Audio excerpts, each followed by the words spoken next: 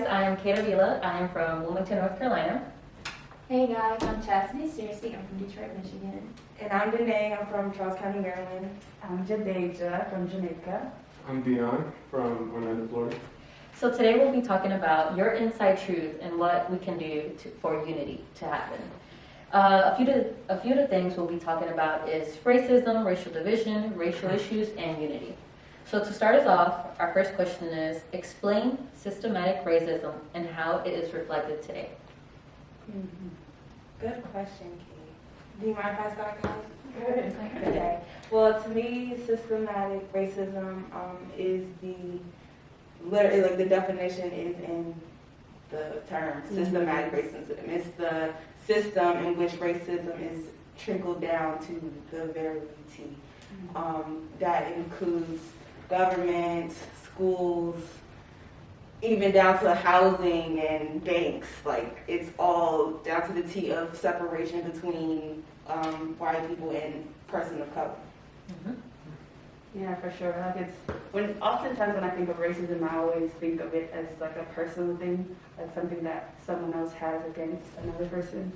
But when you talk about systemic racism, that thing is ginormous, and it is in every aspect in the United States. You know, there are people who have these mindsets and implicit biases in areas like you were saying, in schools and healthcare, in the government, and it's like they're putting that into these systems, and then minorities are affected by it as a whole in so many different ways that people don't even think about. But like you said, it's coming to light, and we're now talking about it and trying to call it out and get it out of there, or out of here. Which is a step. What really excites me is this generation, us, we, where I think we're just not accepting things as is anymore. We're going to learn things for ourselves and do our own research, and I think that's something that we'll be able to pass down to our kids if we choose to have any.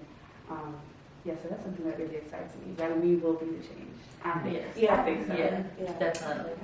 But you have a point. Don't think of that, because now that you really bring that up, I've really had my own experiences where I've seen, just racism passed down from families. And I mean, not just like a hate. It's like people presume that racism is really just like, I hate this person because they're this color. Racism can come in, oh, this person can do this because he's black. Like how they typically put black people with being athletes. That's a form of racism. That's just, I mean, that's why we can say that every culture can be racist. Like that every race can be racist. We see groups. Everybody has groups, right? How often do we see groups with multiple ethnicities or multiple races in those groups? Black people hang amongst black people, white people hang amongst white people. Even with, like you said, the sports teams, we see that all the time. Like, I could walk in the cafeteria right now, and I promise you, people of the same race are going to be sitting together, and that's it. That's where I feel like we have division within this school, because I'm from Florida. Now, Florida, we are a very kind of social state. Like, we definitely, like, mingle, kind of talk to each other. We're not, like if you're a group with you're a group passed by another group, they're going to talk to you. And I feel like with the school here, we don't, and I'm not going to sit here and act like I'm not guilty, because it's not like I'm going super out of the way to be like, hey, I see that, like, who's going to go, hey, I see you have no color in your group, let me jump here. Like, how do you sound?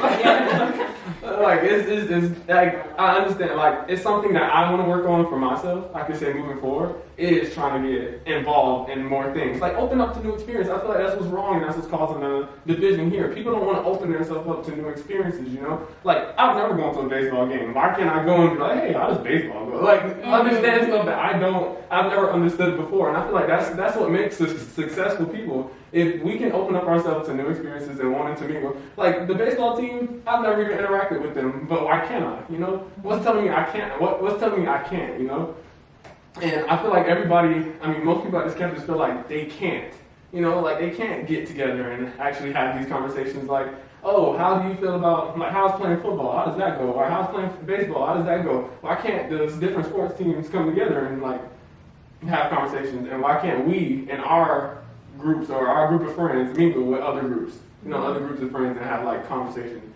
That's what I you said, and what you said, we do it based off of our interests and stuff like that. And I feel like sometimes people are kind of, I guess they want to be invited into like spaces where they Right. feel, you know, I don't want to just impose. I want you to invite me. But then sometimes if people feel, if they don't feel comfortable, if I don't feel comfortable, I'm not going to put myself in a position of vulnerability. I'm going to stay safe, you know. But I feel like if, like you said, if we do it ourselves and we put ourselves out there, I've never thought about going to a softball game. But my friend Brianna plays softball, and she's like, you know, come out. And I'm like, okay, sis, nobody out there is gonna look like you, but you know what? I'm going to support you. And I went, and like, honestly, no shade, all shade intended. They're way better than the football games. Yes. So much, it's just so intense, and I enjoyed it a lot, and I started to go, you know, more frequently. And our friend group went, just I guess being open to trying new things. It just all starts with us, and I would have never known softball games were that fun until I went myself. So just being vulnerable in that moment, I was like, okay, I'm out here. But the parents were actually fairly nice, and it was a good experience. So yeah, I agree with you guys. And even with our phrase Black Lives Matter, a lot of people say, well, maybe it's not the word like lives matter, it's maybe just the word black. That's maybe people kind of like, oh heck no. But that's another conversation, I guess. But I feel personally that if we should not have to label it or our interactions as who is going to be there or what the emotion is going to be on. If we want to talk about issues, let it be about issues. And if there are black people in there, okay. And because I feel like even with this panel, not disregarding this one or anything, but like we had one white person or something like that, I feel like we kind of a little productive. It's more because we get to see both sides. That's what I start learning to integrate and showing that we need unity, because that's what's wrong right now. That's what's wrong with that's what's wrong when it comes to this country, and especially with everything going in politics, and that's another story. That's another conversation. But the unity in America and other countries are seeing it, and they're seeing us break apart as a country. Although we always want to be that country that advocated we are one nation under God, as we all say in our Pledge of Allegiance. But we've not been, and today now being almost as worse as ever.